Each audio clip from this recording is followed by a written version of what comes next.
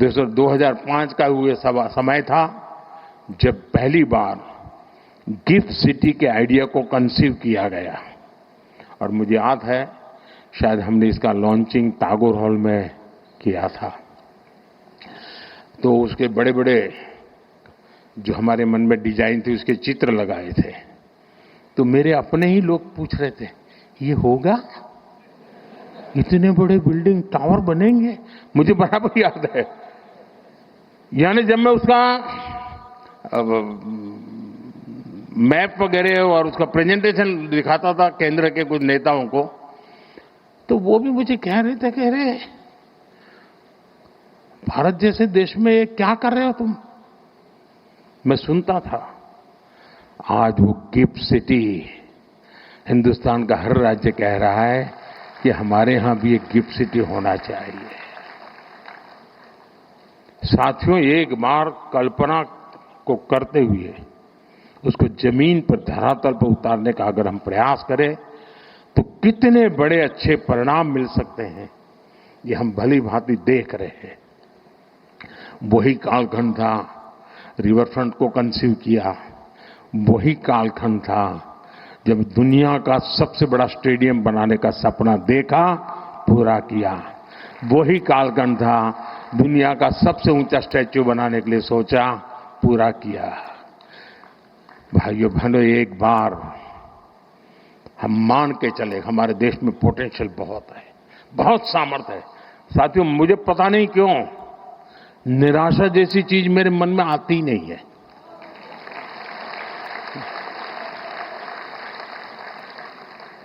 मैं इतना आशावादी हूं और मैं सामर्थ्य को देख पाता हूं जी। मैं दीवारों के उस पार देख सकता हूं, मेरे देश के सामर्थ्य को देख सकता हूं, मेरे देशवासियों के सामर्थ्य को देख सकता हूं। और इसी के भरोसे हम बहुत बड़ा बदलाव ला सकते हैं। और इसलिए आज मैं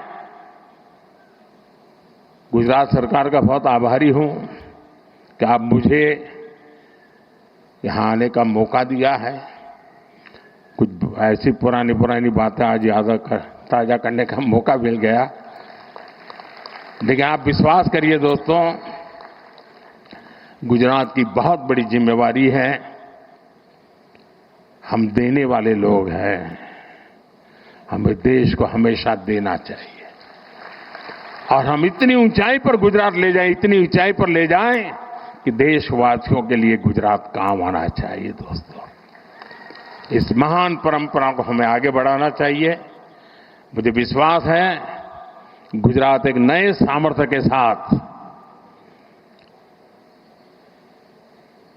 अनेकविध नई कल्पनाओं के साथ, अनेकविध नए इनिशिएटिव के साथ आगे बढ़ेगा। मुझे मालूम है मेरा भाषण शायद कितना लंबा हो गया होगा, पता नहीं क्या हुआ, लेकिन कल मीडिया में 2-3 चीजें आएगी, वो भी मैं बता देता हूं। मोदी ने अफसरों को डांटा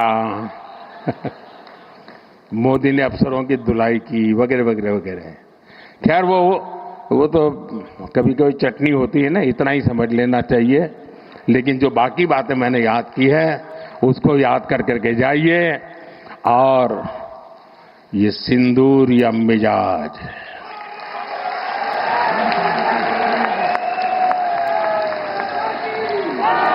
ये सिंदूरिया स्पिरिट, दोस्तों 6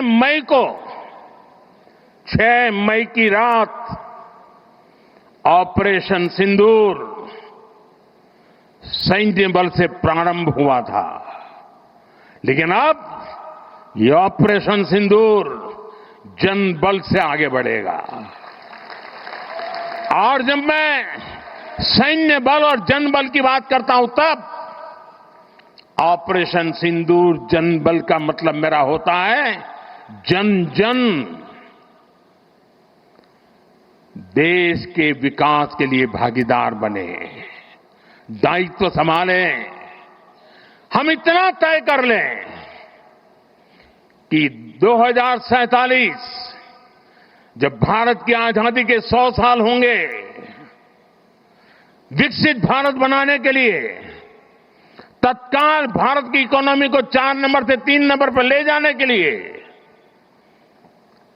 अब हम कोई विदेशी चीज का उपयोग नहीं करेंगे।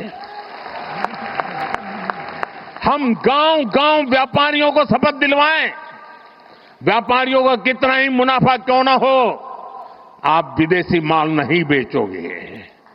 लेकिन दुर्भाग्य देखिए, गणेश जी भी विदेश से आ जाते हैं। छोटी आंख वाले गणेश जी आएंगे, गणेश जी की आंख भी नहीं खुल रही है। होली रंग छिड़कना है, बोले विदेशी। हमें पता था, आप भी अपने घर जाकर के सूची बनाना। सचमुच में ऑपरेशन सिंदूर के लिए एक नागरिक के नाते मुझे एक काम करना है। आप घर में जाकर सूची बनाइए कि आपके घर में 24 घंटे में सुबह से दूसरे दिन सुबह तक कितनी विदेशी चीजों का उपयोग होता है। आपको पता ही नहीं होता है। आप हेयर पिन भी विदेशी उपयोग कर लेते हैं, कंघा भी विदेशी होता है, दांत में लगाने वाली जो पिन होती है वो भी विदेशी घुस गई है, हमें मालूम तक नहीं है, पता ही नहीं है। दोस्तों, देश को अगर बचाना है, देश को बनाना है, देश को बढ़ाना है, तो ऑपरेशन सिंदूर ये सिर्फ सैनिकों के जिम्मे नहीं है। ऑपरेशन सिंदूर 140 करोड़ नागरिकों के जिम्मे है। देश सशक्त होना चाहिए, देश समर्थ होना चाहिए, देश का नागरिक सामर्थ्यवान होना चाहिए। और इसके लिए हमने vocal for local, one district one product, जो आपके पास है फेंक देने के लिए मैं नहीं कह रहा हूं, लेकिन आप नया नहीं लेंगे। और शायद 1-2% चीजें ऐसी हैं जो शायद आपको बाहर के लेनी पड़े, जो हमारे यहां उपलब्ध ना हो। बाकी आज हिंदुस्तान में ऐसा कुछ नहीं। आपने देखा होगा, आज से पहले 25 साल 30 साल पहले विदेश से कोई आता था तो लोग लिस्ट भेजते थे कि ये ले आना, ये ले आना। आज विदेश से आते हैं, वो पूछते हैं कि कुछ लाना है, तो यहां वाले के नहीं, यहां सब है, मत लाओ, सब कुछ है। हमें अपनी ब्रांड पे गर्व होना चाहिए, मेड इन इंडिया पर गर्व होना चाहिए। ऑपरेशन सिंदूर सैन्य बल से नहीं, जनबल से जीतना है दोस्तों। और जनबल आता है मातृभूमि की मिट्टी में पैदा हुई हर पैदावार से आता है। इस मिट्टी की जिसमें सुगंध हो, इस देश के नागरिक के पसीने की जिसमें सुगंध हो, उन चीजों का मैं इस्तेमाल करूंगा।